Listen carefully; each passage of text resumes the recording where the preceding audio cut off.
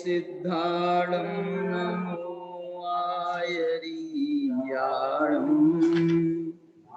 नमो वज्रायाणं नमो लोये सौवसाहूणम्।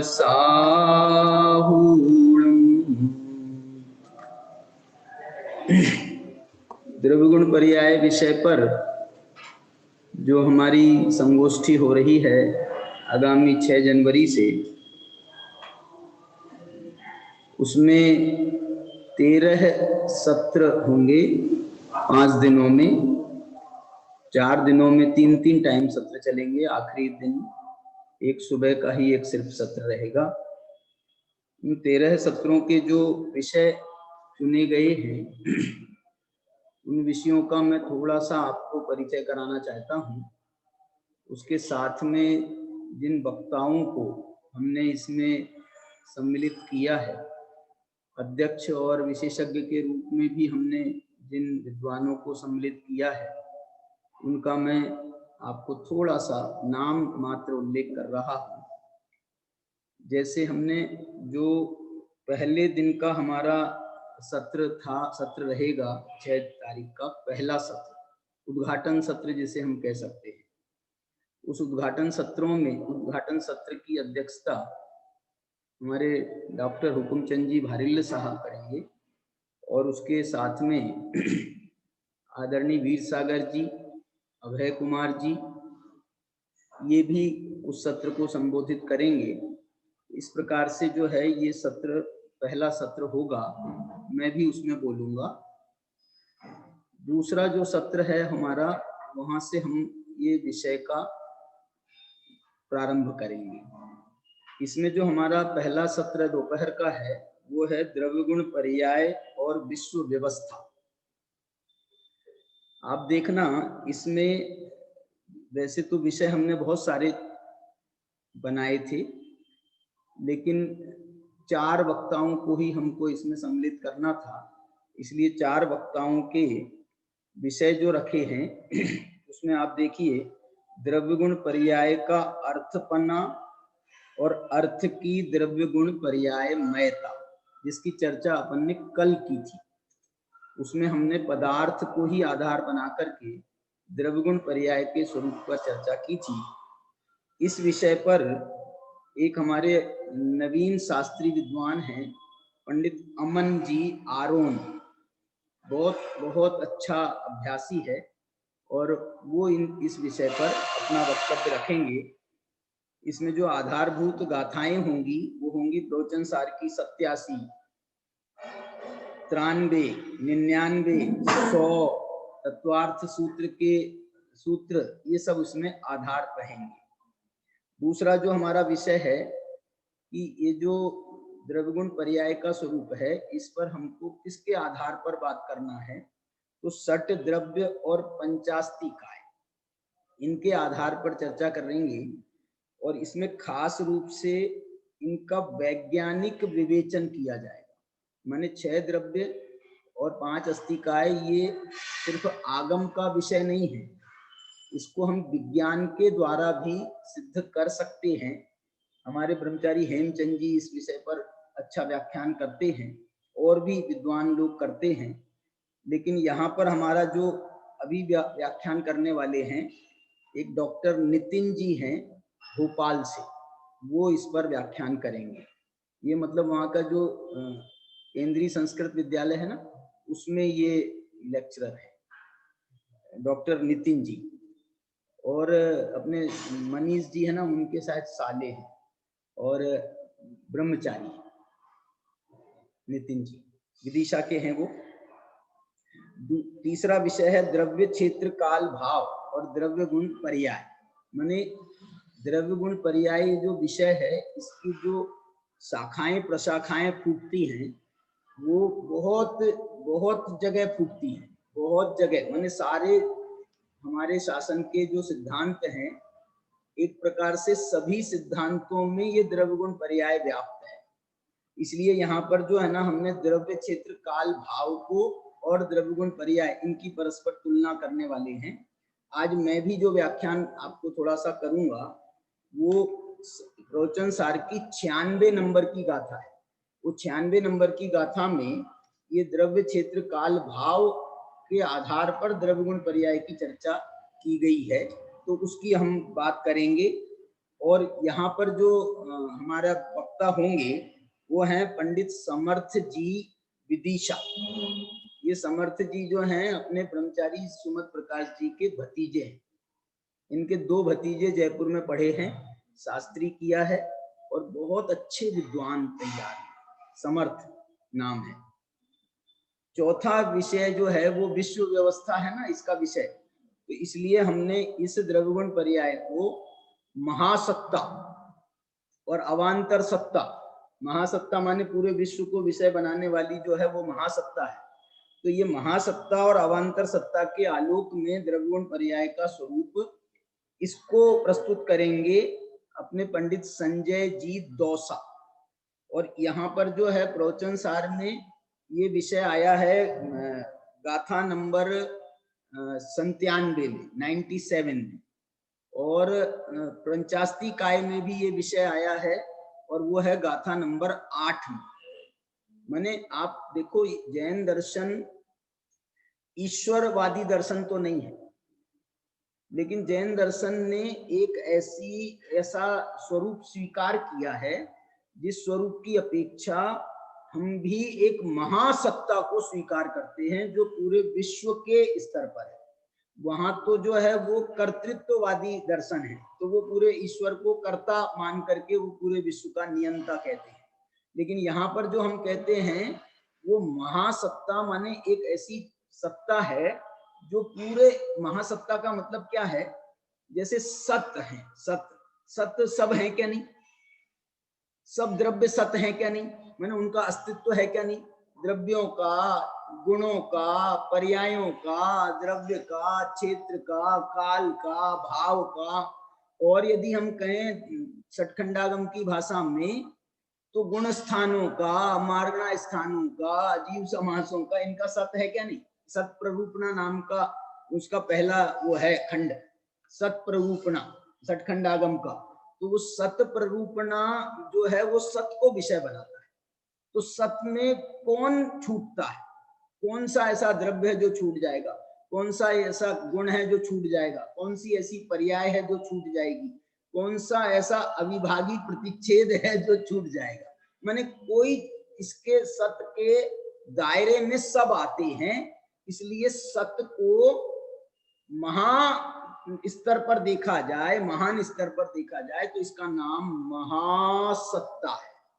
और जो बाकी द्रव्य हैं, गुण हैं, पर्याय हैं, 6 द्रव्य हैं, 5 अस्तिकाएं हैं, ये सब तो उसकी अवांतर सत्ता है। ये उसके भेद प्रभेद जब हम करते हैं, नयों में एक संग्रह नय माना गया है। संग्रह नय के भी 2 भेद हैं, एक शुद्ध संग्रह नय, एक अशुद्ध संग्रह नय।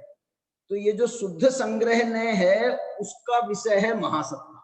संग्रह माने सबका जिसने संग्रह कर लिया, सब, कोई नहीं छूटा, उसका महासत्ता जो है ये शुद्ध संग्रह नय का विषय है। और ये जो अवांतर सत्ताएं हैं ये अशुद्ध संग्रह नय का विषय है। अथवा इसको ऐसा कह देवे कि जो शुद्ध संग्रह नय है उसमें जब हमने भेद किया, व्यवहार किया, संग्रह नय के बाद में व्यवहार नय आता है, तो उसमें जब हमने व्यवहार किया तो इसमें ये जो है सब अवांतर सत्ताएं उसके अंतर्गत आती हैं। सबके अपने अपने स्वरूप अलग हैं, इसलिए इसको मालूम क्या कहते हैं, अवांतर सत्ता को स्वरूप सत्ता भी कहते हैं। क्या बोला, अवांतर सत्ता को स्वरूप सत्ता भी कहते हैं। और महासत्ता को एक सादृश्य अस्तित्व के नाम से भी कहा जाता है। सादृश्य अस्तित्व माने इस सबकी समानता है, बस इतना ही महासत्ता का रोल है। सब समान है, सब द्रव्य बराबर के हैं, सब द्रव्यों में गुण बराबर हैं, सब द्रव्यों में पर्याय बराबर हैं, तो सब द्रव्य समान हैं, इस अपेक्षा से महासत्ता है। लेकिन सब द्रव्यों की, उनके गुणों की, उनके पर्यायों की, सबकी अपना अपना स्वरूप है। इस स्वरूप एक दूसरे में मिक्स नहीं होता है, किसी द्रव्य का स्वरूप एक दूसरे में मिक्स तो होता ही नहीं, लेकिन एक गुण का भी स्वरूप दूसरे गुण में मिक्स नहीं होता। इसलिए गुणों को निर्गुण कहा गया है। क्यों निर्गुण कहा गया है, कि वो जो है ना दूसरे गुण में जो है उसमें दूसरे गुण नहीं होते, दूसरे गुण नहीं होते। द्रव्याश्रया निर्गुणा गुणा, ये सूत्र है तत्वार सूत्र का। तो गुण जो है ना वो अपने स्वरूप वाले हैं, इसलिए दूसरे स्वरूप वाले नहीं है, इसलिए उनको निर्गुण कहा जाता है। मैं तो कह रहा हूं ऐसे ही जैसे एक गुण में निर्गुण कहा है ना, ऐसे ही आप द्रव्य को भी कह सकते हैं। द्रव्य भी जो है ना दूसरे द्रव्य की अपेक्षा से अद्रव्य है। जैसे गुण को निर्गुण कहा गुण तो खुद तो गुण बन के बैठा है और खुद कह रहे हैं मैं तो निर्गुण हूं। निर्गुण हूं माने मेरे में कोई गुण नहीं है। ऐसे ही मेरे द्रव्य में कोई दूसरा द्रव्य नहीं है, इसलिए मैं अद्रव्य हूं। मेरी एक समयवर्ती पर्याय में कोई दूसरी पर्याय नहीं है, वो अपने स्वरूप को लिए हुए है। तो वो जो है ना उसको भी अपर्याय कह दो। जैसे गुण को निर्गुण कहा है, द्रव्य को अद्रव्य, इस अपेक्षा से नास्तित्व धर्म होता है ना, तो प्रत्येक अस्तित्व जो वान जो चीज होती है वो अपने द्रव्य क्षेत्र काल भाव से उसका सत होता है और पर द्रव्य क्षेत्र काल भाव से उसका असत होता है।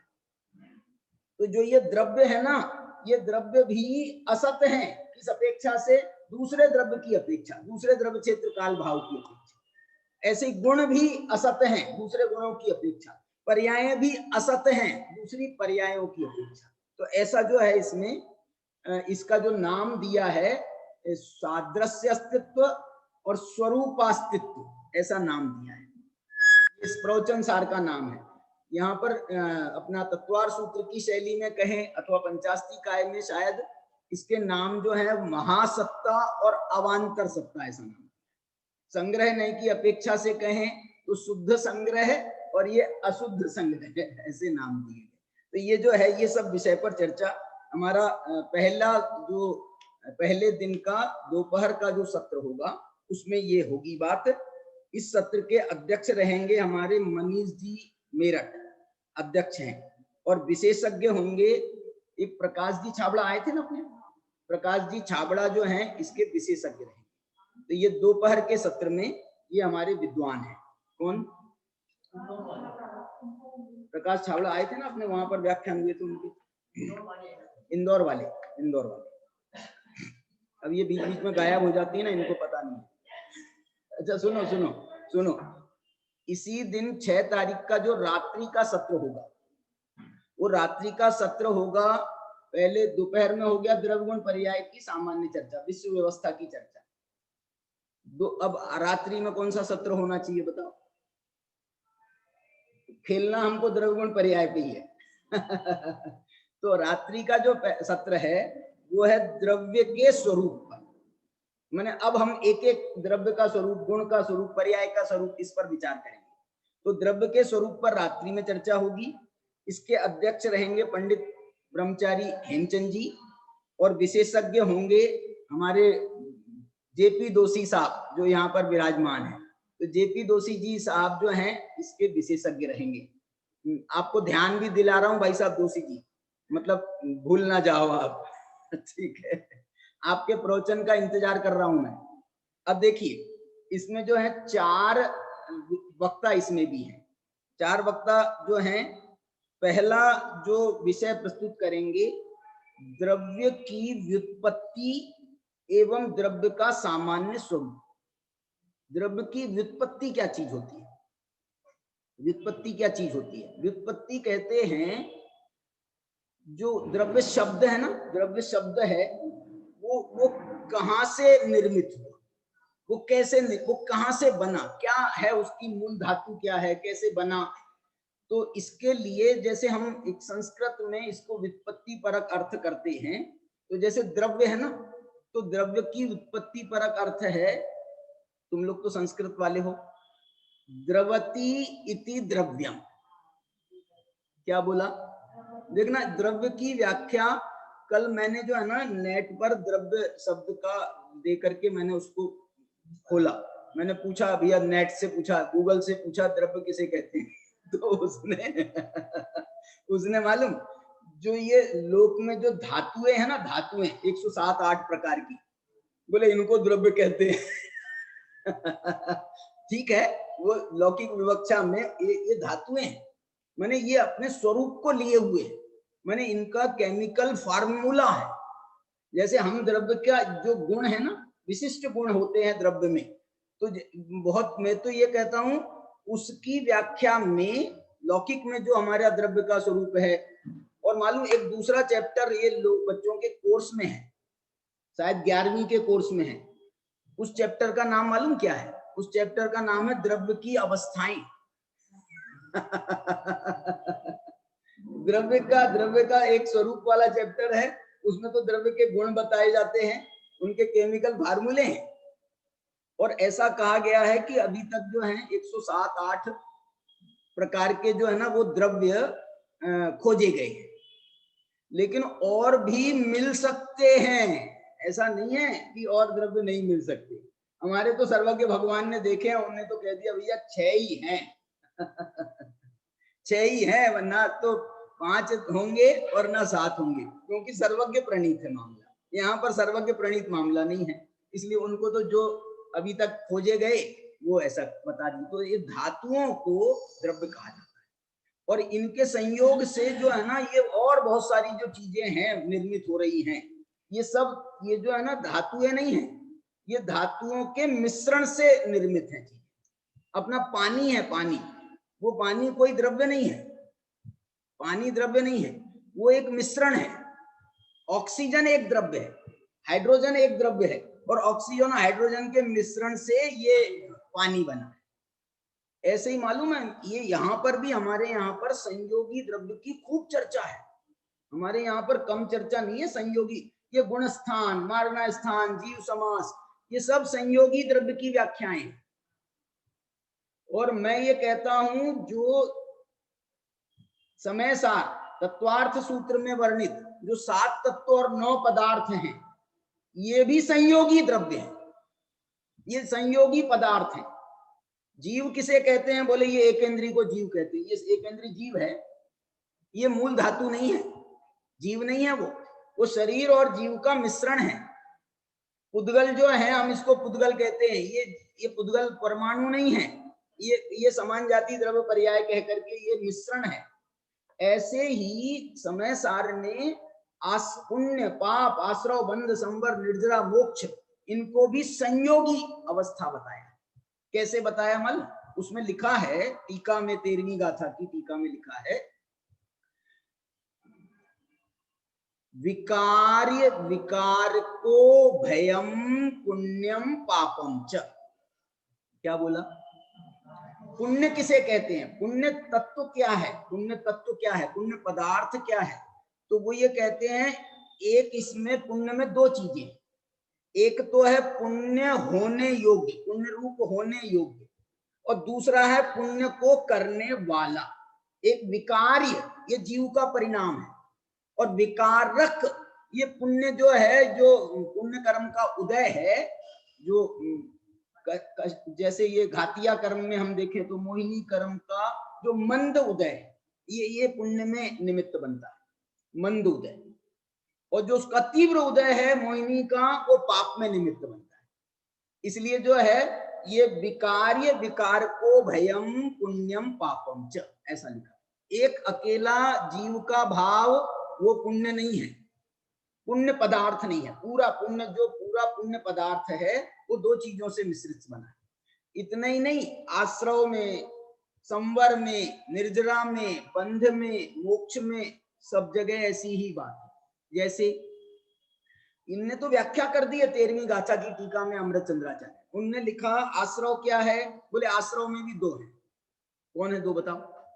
एक द्रव्याश्रव, एक भावाश्रव। एक 2 आश्रव के भेद है ना, द्रव्याश्रव और भावाश्रव। तो आश्रव जो बनेगा वो दोनों को मिलकर के बनेगा ना, कि अकेला द्रव्य भावाश्रव आश्रव बन जाएगा, या अकेला द्रव्याश्रव आश्रव बन जाएगा। अमृत चंद्राचार्य की भाषा मालूम क्या है? वो ये कहते हैं आश्राव्य आश्रावको भयम, आश्राव्य आश्रावक उभयम आश्रव। क्या मतलब? ये आश्राव्य कहते हैं भावाश्रव, वो आश्रव रूप परिणमित हुआ है आत्मा, और उसको, उसमें निमित्त कौन हुआ है? तो बोले द्रव्याश्रव उसमें निमित्त हुआ है। इसलिए आश्राव्य आश्रावक उभयम आश्रव। संवार्य संवार को भयम संवरः, संवर अकेले जीव के परिणाम का नाम नहीं है, जीव के परिणाम का नाम भाव संवर है। आप अकेला संवर नहीं कह सकते, भाव संवर है। और जो कर्म का उपशमादि है वो द्रव्य संवर है, कर्म के उपशमादि हैं वो द्रव्य संवर है। और संवर जो है संवार्य भाव संवर, संवारक द्रव्य संवर, उभयम संवर, और जो दोनों मिलकर के हैं वो संवर है।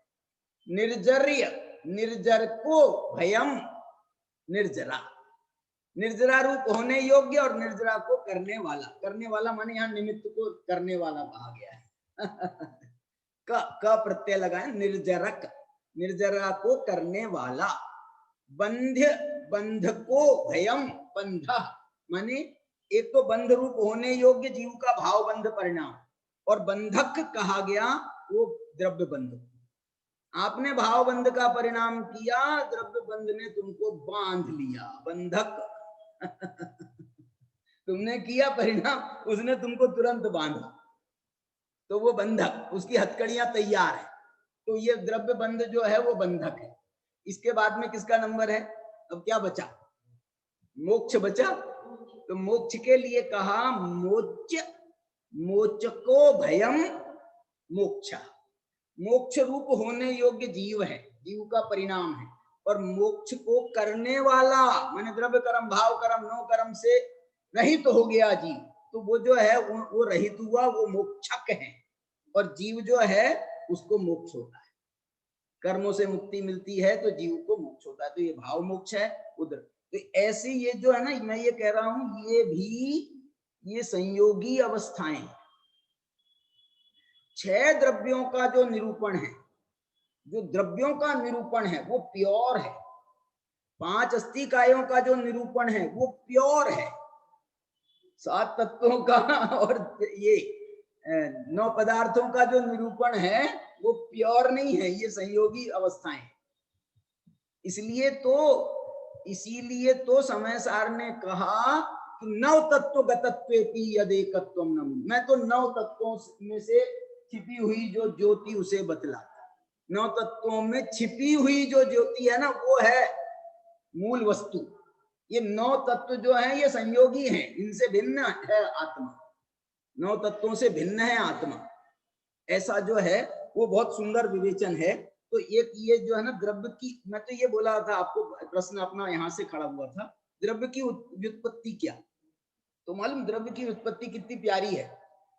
द्रवती इति द्रव्य, जो द्रवे, देखो वो जो द्रव्य है ना उनका, उसकी 3 अवस्थाएं मानी गई।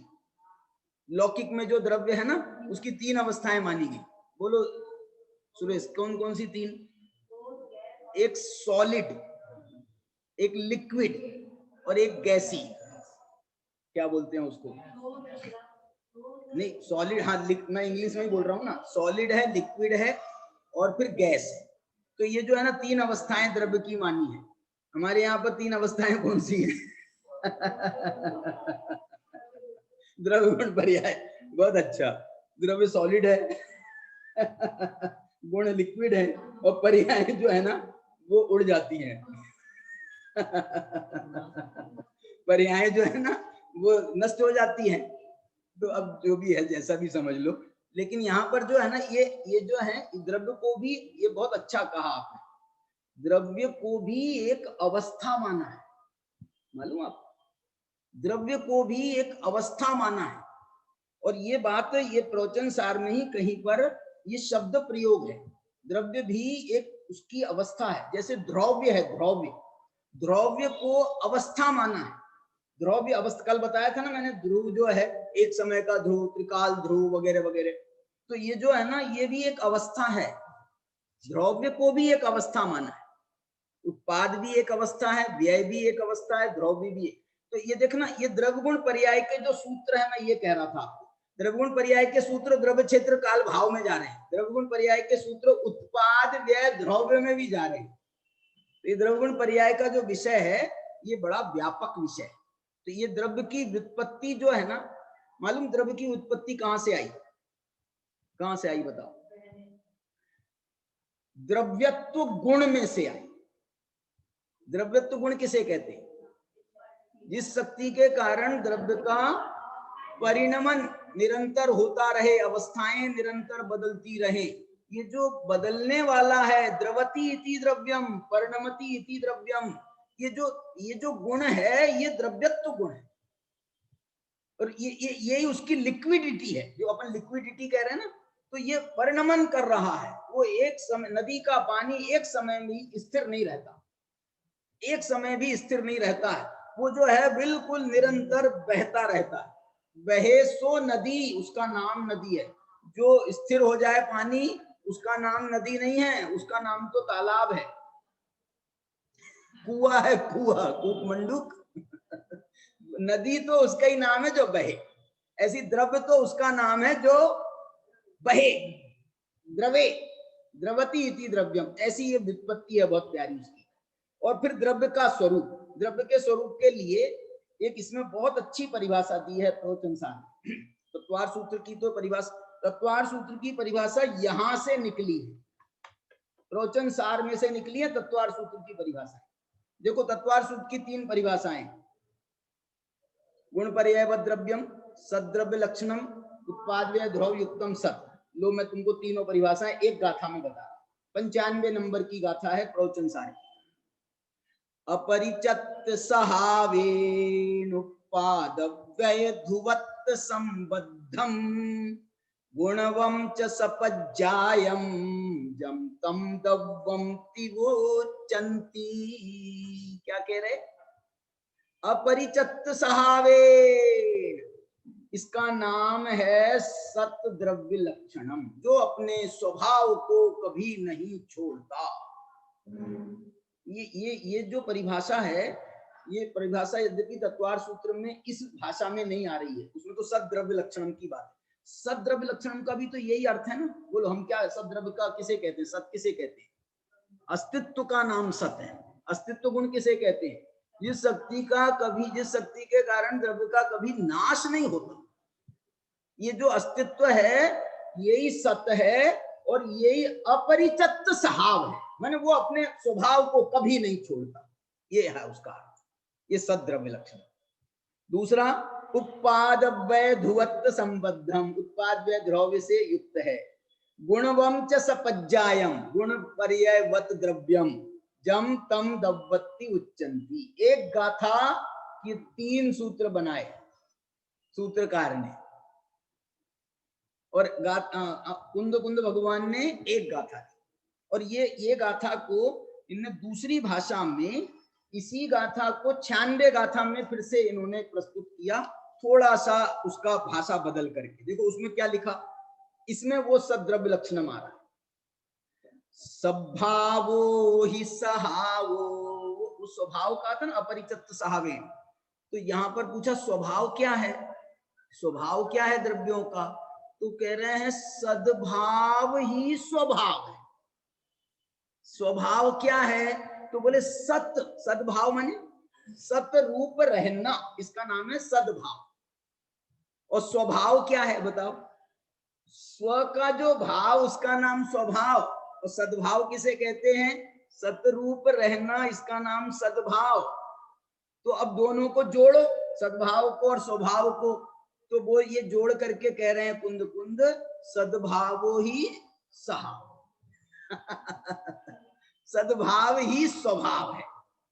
कैसा है स्वभाव? बोले गुणे ही सग पज्जये ही चित्ते ही, अनेक प्रकार के, विचित्र प्रकार के, अनेक प्रकार के गुणों रूप होना और पर्याय रूप होना, ये है गुण पर्याय वत द्रव्यम।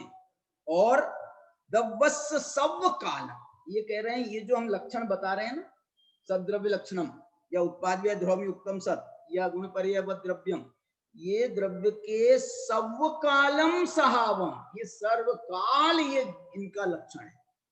माने ये जो है ना, ये लक्षण ऐसे नहीं है कि कभी घटित होंगे और कभी नहीं होंगे। दव्वस्य सब काल, द्रव्य के सब काल में ये लक्षण है। क्या है और क्या छूट गया? उपादव्यय ध्रुवत्ति। इसलिए 95 और 96 ये दोनों गाथाओं का जो है बहुत अच्छा जोड़ा है। लेकिन अमृत चंद्राचार्य ने 95 गाथा की टीका अलग लिखी है और 96 गाथा की टीका अलग लिखी। 95 गाथा की जो टीका है उसमें तो उन्होंने गुणों, द्रव्य गुण पर्याय की चर्चा की, द्रव्य गुण पर्याय की चर्चा की, उत्पाद्य द्रव्य की भी चर्चा करी, गुण पर्याय व द्रव्यम की चर्चा करी, लेकिन वहां पर उन्होंने ये सत की चर्चा नहीं करी।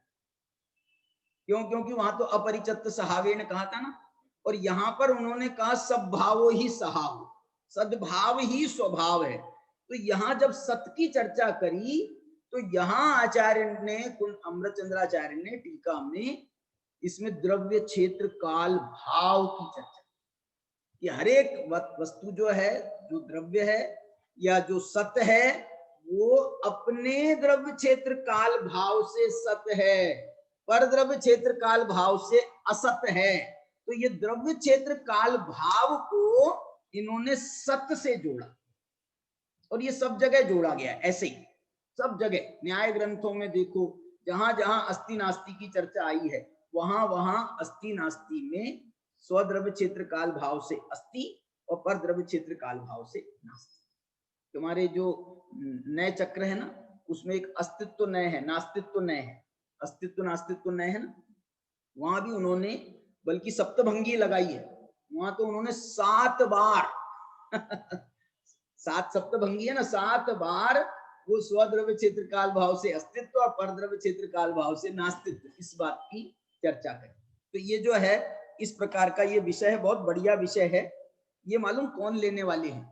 ये लेने वाले हैं हमारे अपने जयपुर में अभी शास्त्री तृतीय वर्ष का विद्यार्थी है, लेकिन इतना जोरदार विद्वान है, इतना जोरदार विद्वान है। अभी शाम को हमारी जो समय सार की गोष्ठी चलती है, तो इसको एक काम जो है उसके पास में क्या काम है मालूम? कि हम जो घंटे भर चर्चा करते हैं वो 5 मिनट में सबका उपसंहार करता है, और मजाल है कि कोई बिंदु जो बताने लायक है और वो छूट जाए, जो बताने लायक है वो छूट जाए, और मजाल है कि जिसकी चर्चा नहीं की हो और वो अपनी तरफ से जोड़ दे। माने बहुत इतना शार्प है, बहुत शार्प। उसका नाम है पवित्र, नाम भी बढ़िया है। पवित्र जी आगरा के हैं ये विद्वान।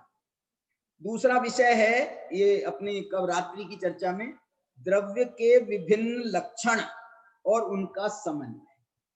द्रव्य के विभिन्न लक्षण माने ये जो द्रव्य की परिभाषाएं जब हम अपने आगम में खोजते हैं ना, तो दसियों परिभाषाएं मिलती हैं द्रव्य की। ये अकेली परिभाषा नहीं है जो तुमने याद कर रखी है। नहीं नहीं, गुणों के समूह को द्रव्य कहते हमारा काम तो एक परिभाषा से चल रहा है। अब कोई दूसरा हम बोले ना साहब, गुणों के समूह को द्रव्य नहीं कहते, गुण पर्याय व द्रव्य में, नहीं नहीं तुमको कुछ नहीं मालूम। मैं ये कह रहा हूं, मैं कहा कह रहा बाबा, कुंद कुंद आचार्य ने अभी बताई, उमा स्वामी ने गुण पर्याय व द्रव्यम बताया। बोले नहीं साहब, हमारी किताब में तो यही लिखा है। तुम्हारी किताब कौन सी है बताना? बोले वो प्राइमरी की है ना, बालबोध, वही प्राइमरी की। जैन सिद्धांत प्रवेश का भी नहीं है वो लघु जैन सिद्धांत प्रवेश का है। तो अब जो है माने ये जो समय सार है या तत्वार सूत्र है, तत्वार सूत्र जो है ना मालूम, अपने यहाँ भी पढ़ाया जाता है, और वहां हमारे जयपुर में भी पढ़ाया जाता है। और उसके बाद में जो पीएचडी करते हैं ना, उनको भी तत्वार सूत्र पे 20 पीएचडी हुई है। 20 हमारे ये आलोक जी बैठे हैं यहाँ पर, इनने ये भी तत्वार सूत्र पर एक पीएचडी लिख करके बैठे हैं। उनका जो टाइम बार हो गया था, तो वहां से तो उनकी हो नहीं पाई, तो अब ये लिख करके बैठे हैं, अब ट्राई कर रहे हैं, कहीं इनने बात भी कर ली। तो ये जो है ना द्रव्य की 10 परिभाषा, मैं 10 कम बोल रहा हूँ, 10 कम बोल रहा हूँ। मैंने अपने पीएचडी में, आज मैं एक चैप्टर लाया नहीं द्रव्य वाला, नहीं तो उसमें हमने सारी परिभाषाओं को सामने रखा है। आप मेरे को तो छोड़ दो, हमारी पीएचडी आप जैन सिद्धांत कोश उठा करके दे, आपको उसमें मिल जाएंगी 10 परिभाषाएं। तो ये जो परिभाषा है ना, अनेक लक्षण और उनका समन्वय। अब जब इतनी परिभाषाएं हैं तो अब इसका समन्वय करना पड़ेगा ना। गुणों के समूह को द्रव्य कहते हैं और गुण पर्याय बद द्रव्यम, इसका समन्वय करो। हम ये नहीं कह रहे आपकी परिभाषा गलत है, हम ये नहीं कह रहे, लेकिन तुम हमारी परिभाषा को गलत मत कहो यार तुम भी तो मत कहो हमारी परिभाषा को गलत। तो दोनों का समन्वय क्या है? अरे दूसरे प्रश्न में इसका समन्वय, तुम्हारे लघु सिद्धांत प्रवेशिका का तीसरा प्रश्न है पर्याय किसे कहते हैं। तो क्या है परिभाषा है बताओ? बोले गुणों के परिणमन को पर्याय कहते हैं। तो हो गया ना समन्वय।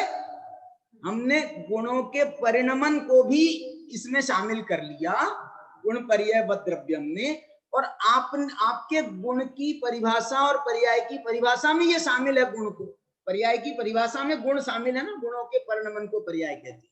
तो गुण पर्याय बद द्रव्यम तो आपकी परिभाषा में भी है, लेकिन उसमें गर्भित है, और यहां पर इन्होंने खोल करके बोल दिया कि गुण पर्याय बद द्रव्यम। तो ऐसी जो है ये सारी परिभाषाएं परस्पर में संबद्ध है।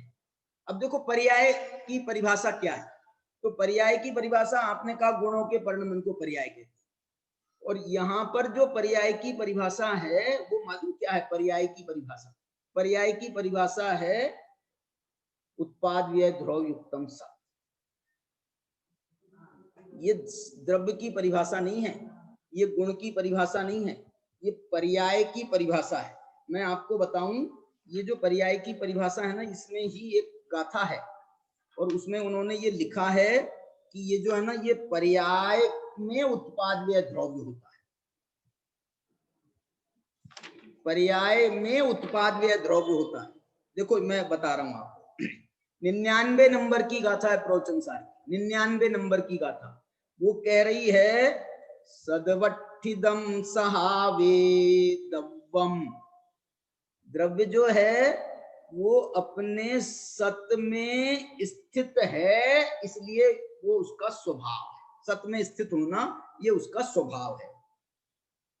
क्या है भैया ये द्रव्य में सत में स्थित होना, ये स्वभाव है, ये सत में स्थित होना क्या है? दव्वस्य जो ही परिणामो, ये द्रव्य का परिणाम है। क्या परिणाम है? कि सत में स्थित रहना। वो परिणमन करेगा, और परिणमन करेगा और अपने स्वभाव को नहीं छोड़ेगा, वो अपने स्वभाव में निरंतर स्थिर रहेगा, स्थित रहेगा। तो यही तो परिणाम है। परिणाम में ही वो हम बता रहे हैं कि देखो अपने स्वभाव को नहीं छोड़ रहा, देखो परिणमन कर रहा है लेकिन अपने स्वभाव को नहीं छोड़ रहा। तो बोले ये उत्पाद्य द्रव्य को परिणाम में घटित किया जाता है, परिणाम में इसको समझाया जाता है। अथेसु सो सहावो, ये परिणाम ही पदार्थों का स्वभाव है। और वो क्या है? बोले ठिदी संभव नाश संबद्ध। ठिदी माने द्रव्य, संभव माने उत्पाद, और नाश माने व्यय। उत्पाद व्यय द्रव्य से संबद्ध होना, ये परिणाम है। टीका में ये लिखा है कि स्वभावस्तु, स्वभाव क्या है द्रव्य का? तो कह रहे हैं द्रव्य उत्पाद उच्छेद ऐक्यात्मक परिणाम। उत्पाद व्यय द्रव्य की एकता रूप जो परिणाम है वो द्रव्य का स्वभाव है। माने आप पर्याय जो है वो ऐसे ही नहीं है पर्याय को आपको ऐसा समझना पड़ेगा उसको भी। उत्पाद व्यय द्रव्य पर्याय में हो रहे हैं, और पर्याय इसमें बहुत अच्छा लिखा है इनने मालूम क्या लिखा? उत्पाद व्यय द्रव्य परिणाम में होती हैं, परिणाम द्रव्य का स्वभाव है, और द्रव्य अपने स्वभाव को कभी नहीं छोड़ता ऐसे इनने लिंक किया। लिंक क्या बोला? क्या लिंक किया बताओ?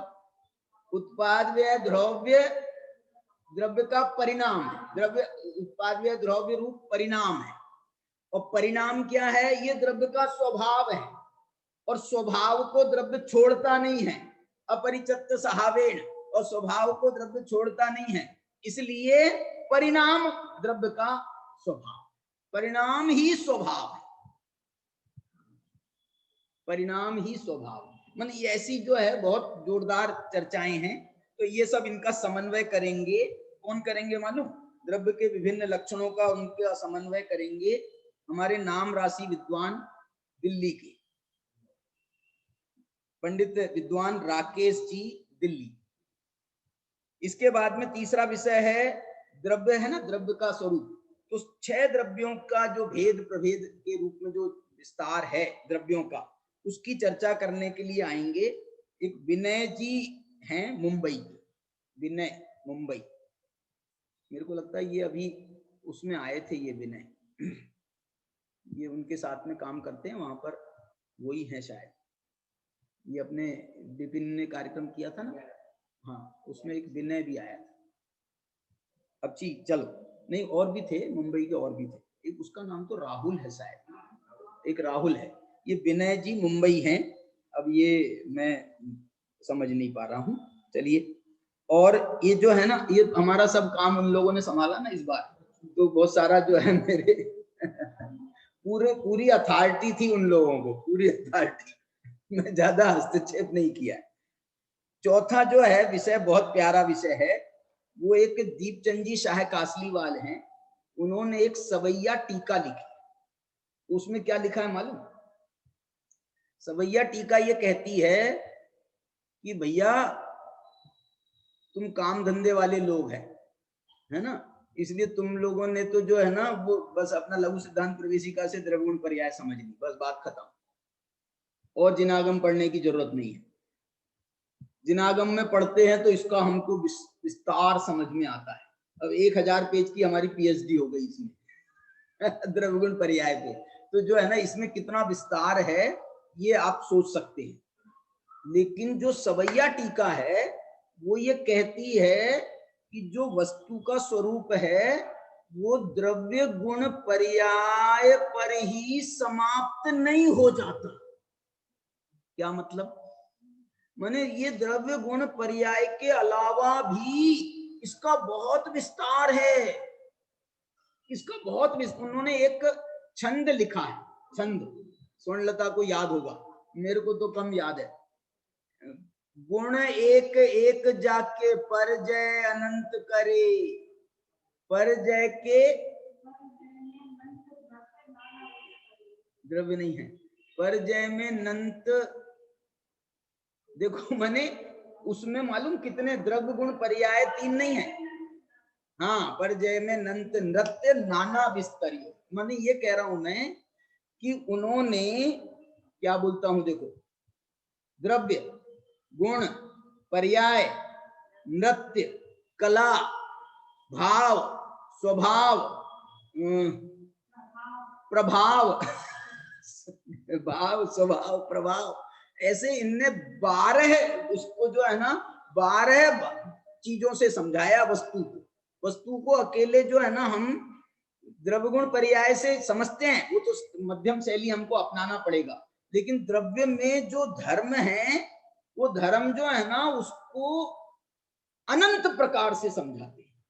दीपचंद जी शाह कासलीवाल ऐसे विद्वान हैं कि जिन्होंने ये जो चीजें है ना आगम में इनका वर्णन नहीं है, लेकिन उन्होंने जो है ना अपने ज्ञान से आगम के ही आधार पर, अब आगम में भावों की चर्चा है, आगम में स्वभावों की चर्चा है, आगम में जो है ना अपेक्षाओं की चर्चा है, अपेक्षाओं की, ये अपेक्षाओं से मालूम क्या बने, अपेक्षाओं से क्या बना है, ये जो नृत्य है ना, नृत्य और ये जो कलाएं हैं, ये नृत्य और कलाएं अपेक्षाओं से बने, अपेक्षाओं से माने एक पर्याय उसको उस पर्याय, जैसे मैं एक मेरी अभी एक समय में एक पर्याय है ना, द्रव्य की एक पर्याय है, लेकिन इसमें जो है आप इसको अनंत एंगल से मेरी पर्याय को देख सकते हो। यहाँ सामने से देखो, बाजू से देखो, यहाँ से देखो, पीछे से देखो, ऊपर से देखो, नीचे से देखो, पास से देखो, थोड़ा दूर से देखो, 1 फुट से देखो, 2 फुट से देखो, 4 फुट से देखो,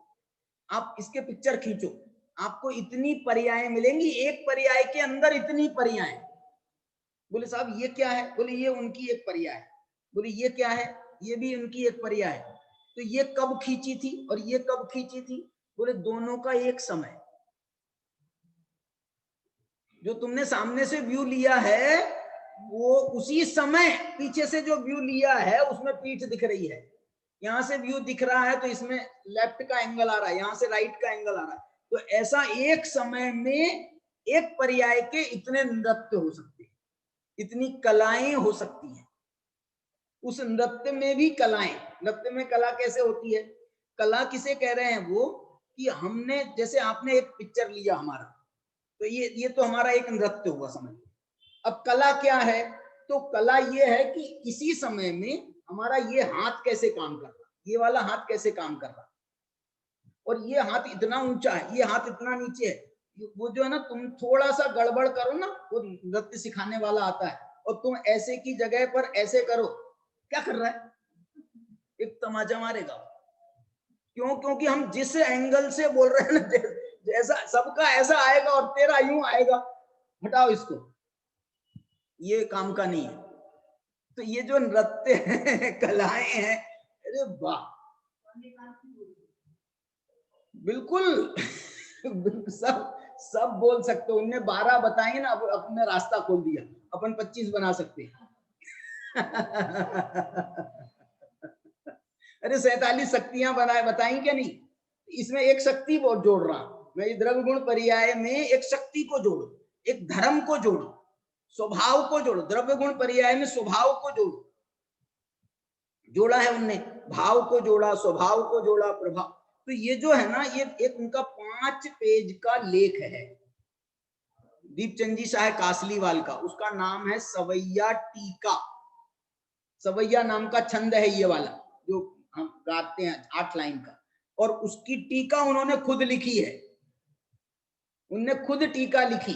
तो जब वो टीका लिखी है, तो उस टीका पर आधार पर जो है व्याख्यान करने वाले हैं। बोलो कौन करने वाला है? हमारे विद्वान संयम जी शास्त्री। अभी उसने हमारे साथ में जो है ना, इस सवैया टीका पर बहुत काम किया था। 2-4 दिन तक लगातार काम किया ये सवैया टीका पर। हस्तलिखित बहुत सारी प्रतियां मिलाई थी उसके साथ। उससे जो है, हम पहले मुख्य प्रकाशक जो छप के आया ना मंगलायतन का, उसमें उसको प्रकाशित करना चाहते थे। 5 पेज की थी कुल, लेकिन वो फिर नहीं हो पाया। लेकिन वो हमने तैयार करी सब जगह से, हस्तलिखित ग्रंथों से। इसका अनुवाद किया था कल्पनाबेन ने। फिर वो कल्पनाबेन के अनुवाद को फिर हमने उसको भी मिलान किया हस्तलिखित से और सब प्रतियों से। फिर उसको बना करके उसको बहुत संवारा, और बहुत सुंदर वो जो है 5 पेज का है। तो संयम ने साथ में काम किया था, तो उसने यही विषय चुना। तो ये जो है, ये विषय आया उसमें। चलिए, इसके बाद में जो है समय ठीक है, अभी 5-10 मिनट है। मैं आपको बता रहा हूं कि इसमें जो है ना, अब दूसरे दिन पर चलते हैं। दूसरे दिन का जो पहला सत्र होगा सुबह का, उसमें कौन सा विषय है बताओ? रात को कौन सा विषय हुआ? द्रव्य का स्वरूप। अब सुबह कौन सा विषय आएगा? नहीं आएगा। सुनो सुनो सुनो, हमारे मुमुक्षु समाज में और पूज्य गुरुदेव श्री के प्रभाव से जो द्रव्य का स्वरूप है ना, वो द्रव्य का स्वरूप 2 प्रकार से वर्णित होता है, 2 प्रकार से उसको कहा जाता है। 2 प्रकार से कैसे कहा जाता है? बोले, एक तो है प्रमाण का विषयभूत द्रव्य, और दूसरा दृष्टि का विषयभूत द्रव्य। ये जो समय सार बताता है ना, समय सार 9 तत्वों में छिपी हुई जो ज्योति है, वो दृष्टि का विषयभूत समय द्रव्य है। तो वो जो दृष्टि का विषयभूत द्रव्य है, जिसको अपन ऐसा कहेंगे ना, पज्जय मूढ़ा ही पर समया, और द्रव्य में जिनका चित्त है वो स्व समय है। जो द्रव्य को जानते हैं, जो द्रव्य में को समझते हैं, वो तो स्व समय है, और जो पर्यायों में मूढ़ है वो पर समय है। तो ऐसा जो ये वस्तु का स्वरूप जो आएगा, इस पर हमने पूरा एक सत्र रखा, दृष्टि के विषयभूत द्रव्य पर। द्रव्य का जो है ना, द्रव्य का जो अनेकांत स्वरूप से विस्तार होता है, सत असत से, तत अतत से, नित्य अनित्य से, तो अनेकांत से जो उसका विस्तार होता है, वो तो आता है प्रमाण के अंतर्गत। और जो आप कह रहे हो, ये दृष्टि के विषयभूत द्रव्य का जो स्वरूप है, ये आता है नयों के विषय से, नयों के माध्यम से आता है। तो इसमें भी हमने 4 विषय रखे हैं। एक तो समय सार के प्रथम मंगलाचरण कलश और प्रथम गाथा में दृष्टि के विषय की चर्चा है। समय सार के पहले कलश में, नमः समय साराय में, और गाथा में भी। तो उसकी चर्चा करेंगे। मालूम कौन? इसकी चर्चा करने के लिए आ रहे हैं पंडित शैलेश भाई तलौर, वक्ता हैं। इसके जो हमारे वो है ना अध्यक्ष हैं नीलेश भाई, लेकिन अभी पता चला है, अभी कल परसों ही, कि इनको हार्ट का आया था, तकलीफ हुई थी, तो हॉस्पिटलाइज है। तो अब पता नहीं अपने में कब तक आ पाएंगे कि नहीं आ पाएंगे। तो फिर वो नीलेश भाई है, एक बहुत अच्छे विद्वान है नीलेश भाई, माने शास्त्री नहीं है, लेकिन ये बहुत अच्छे अभ्यास से तैयार हुआ। और इसके विशेषज्ञ होंगे दृष्टि के विषय के पंडित अभय कुमार जी देवला और वक्ता है शैलेश भाई। इसी प्रकार से दूसरे वक्ता जो हैं, बोलो दूसरी वक्ता कौन है? प्रतीति प्रतीति की सास को ढूंढ रहा था मैं, अब तुम भी तो हो सास। चल है? अच्छा रामटेक है। तो प्रतीति जो है, इसमें एक विषय उसने भी लिया है, और तीसरा विषय लिया है चर्चित जैन। कौन चर्चित? अपना विद्या निकेतन का विद्यार्थी, 2-3-4 महीने वाला डॉक्टर साहब आए थे ना, वो उसको ले गए उठा करके। अपने यहाँ पर वो 11वीं में भर्ती हुआ था, दादा पर्यूषण में आए थे, फिर बोले दादा तू क्या यहाँ कर रहा है, चल, ले गए वे। और इसी विषय पर चौथा वक्ता कौन है बताओ? पंडित विपिन जी नागपुर, सॉरी नागपुर हमारे विपिन जी जो है इसके चौथे वक्ता है। मैंने 2 विद्वान तो हमारे नागपुर के हो गए, और एक नागपुर का विद्यार्थी हो गया, और एक शैलेश भाई। मैंने ये विषय पर, दृष्टि के विषय पर चर्चा करने के लिए ये इतने विद्वान आएंगे। अब इसके बाद दोपहर का जो सत्र है वो है गुण का सत्र। गुण की चर्चा दोपहर में आएगी। इसके अध्यक्ष हैं डॉक्टर मानमलजी कोटा, एक बहुत अच्छे विद्वान हैं, अपने बाबूजी के समय तैयार हुए। अभी तो वो वहां पर मंदिर में व्याख्यान प्रवचन चलता है उनका। अभी आपके जो है व्हाट्सएप पर उनका प्रवचन सार का लगातार वो आ रहा है, उनके वो बिंदु देते हैं प्रवचन सार की, एक एक गाथा के बिंदु, और वो लगातार दे रहे हैं। बहुत अच्छे विद्वान हैं, लाड़ समाज के, अपने कारंजा वालों से विशेष जुड़े हैं तो ये जो हैं, ये इसके अध्यक्ष हैं। विशेषज्ञ हैं अपने पंडित देवेंद्र जी बिजोली, ये भी लाड़ समाज से हैं। मालूम? देवेंद्र जी भी नहीं है नहीं तो लोहाड़िया के गांव में रहते हैं तो सारे खंडेल वाले हैं क्या वहां देवेंद्र जी मेरे को मालूम है, देवेंद्र जी भी बघेरवाल समाज से, और ये मानमल जी भी वही हो गए। मैंने इस सत्र पे बघेरवालों का कब्जा है चलिए, इसमें जो है गुण की व्युत्पत्ति, जैसे द्रव्य की व्युत्पत्ति निकाली ना, ऐसी गुण की व्युत्पत्ति और गुण के पर्यायवाची। मैंने कल आपको बताए थे गुण के पर्यायवाची कितने, 20-25 पर्यायवाची बताए थे। तो ये जो पर्यायवाचियों की चर्चा करेंगे, एक अपने विद्वान है दमोह में, क्या नाम है, पदम जी अभाना, वो नहीं, उनका बेटा आप्त अनुशील उसका नाम है आप्त अनुशील, एक आप्त मीमांसा ग्रंथ है ना, तो उसमें आप्त का अनुशीलन किया गया है, तो इन्होंने अपने बेटे का ही नाम रख दिया आप्त अनुशील। और दूसरा विषय है गुण का स्वरूप और उसका लक्षण। इसको प्रस्तुत करेंगे विद्वान हैं पंडित संभव जी दिल्ली।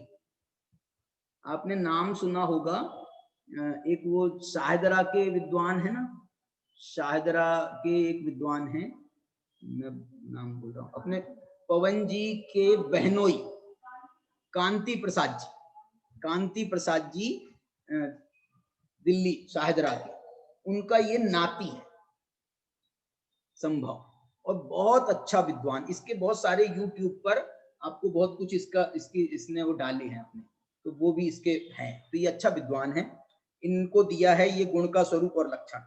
गुणों के भेद प्रभेद दिए हैं पंडित अंकुर जी भोपाल, और गुणों को जानने से लाभ दिया है एक विक्रांत जी हैं सोलापुर के, उनको ये दिया है। रात्रि में बताओ कौन से विषय पर चर्चा हो? गुण की चर्चा होगी दोपहर में, अब रात्रि को बताओ। वाह, द्रव्य, अब इसमें भी प्रमाण का विषयभूत गुण और दृष्टि का विषयभूत गुण, वाह है। 47 शक्तियों पर इसमें चर्चा है, मैंने गुणों को अलग रखा है और 47 शक्तियों पे बहुत माल है ना, बहुत विषय है, इसलिए उसको आधार बना करके एक अलग सत्र रखा है। इस सत्र की अध्यक्षता कर रहे हैं पंडित रजनी भाई हिम्मतनगर, और इसके विशेषज्ञ हैं अपने डॉक्टर अनेकांत जी दिल्ली। शायद इसमें कुछ परिवर्तन भी हुआ है, लेकिन मेरे पास में ये जो अभी पुरानी है लिस्ट, इसके आधार पर तो उनका है, क्योंकि इनका सुन रहे थे कि अनेकांत जी को कुछ प्रॉब्लम है। चलिए, इसके बाद में इसमें जो है ना शक्ति की उत्पत्ति और उसके स्वरूप का विवेचन करेंगे डॉक्टर दीपक जी जयपुर। अब शक्तियों में जीवत्व, चिति, ज्ञान, सर्वज्ञत्व, स्वच्छत्व, प्रकाश और परिणम्य परिणामकत्व, इन शक्तियों में क्या अंतर है, इस अंतर को बताने के लिए आएंगे पंडित शुभम जी भोपाल, जो अभी भोपाल के अपने संयम के बाद में जो प्राचार्य है ना, वो शुभम है, कन्याधाना के हैं ये, और अपने सिद्धायतन द्रोणगिरी के भी प्राचार्य रहे हैं, और हम इनके मम्मी पापा हमारे मंगलायतन में रहते मंगलायतन के मैनेजर हैं, क्या नाम उसका, अशोक जी, तो उनके ये सुपुत्र हैं। उसका एक छोटा भाई बीच में अपने यहाँ भी आया था, वो भी उसने बांसवाड़ा से, उसने भी शास्त्री किया है, नहीं उसने डीपीएस से वो मंगलार्थी है, डीपीएस से पढ़ा वो, और अब सीए हो गया ये उनका, इसका छोटा भाई। तो ये शुभम जी जो हैं, ये शक्तियां मालूम काय की हैं, ये शक्तियां सब ज्ञानात्मक है, इसमें ज्ञान का प्रभाव आपको दिखाई देगा, लेकिन ज्ञान का प्रभाव होकर के भी ज्ञान शक्ति अलग है, और चिति शक्ति अलग है, और दृषि शक्ति अलग है। दृषि तो लिया ही नहीं है, सर्वज्ञत्व, स्वच्छत्व, प्रकाश, एक परिणम्य परिणाम तत्व, इन सब में ज्ञान के प्रभाव है। तो वो ज्ञान के प्रभाव कैसे कैसे अलग अलग हैं, इनको बताएंगे। फिर 47 शक्तियों का द्रव्य गुण पर्यायमय स्वरूप, 47 शक्तियों में द्रव्य रूप शक्ति कौन सी है, गुण की कौन सी है, वो भी है, मतलब किसी में द्रव्य की मुख्यता है, किसी में गुण की मुख्यता है, किसमें पर्याय की मुख्यता है। तो इसको बताने के लिए आएंगे पंडित मंथन गाला। एक मंथन गाला बहुत अच्छा विद्वान तैयार हुआ, संस्कृत की उसकी क्लासेस चलती है भाई साहब यूट्यूब पे, संस्कृत की उसकी क्लासेस हैं, बाकायदा फीस है, 100 200 250 500 जो भी होंगी मेरे को नहीं, मतलब वो जो है उसकी क्लासेस ऐसी चल रही, तो बच्चों के स्तर पर, बड़ों के स्तर पर अच्छा विद्वान तैयार हो, संस्कृत का बहुत, और अध्यात्म का और गुजराती बैकग्राउंड है, तो गुरुदेव का भी उसको बहुत अच्छा गहरा है, मंथन गाला। और एक आखिरी विषय है 47 शक्तियों को जोड़ियों में विभाजित करो, दो शक्तियों की जोड़ियां कितनी है, 3 की जोड़ियां कितनी है, 4 की जोड़ियां, 5 की जोड़ियां, 6 की जोड़ियां, 7 की जोड़ियां, 7 तक की जोड़ियां हैं अपन ने पहले सब ये विभाजन करके आपको पहले बताया भी है। तो ये 47 शक्तियों के जो जोड़ियां हैं, इसकी चर्चा करेंगे पंडित सुनील जी राजपूत, जैनापुर।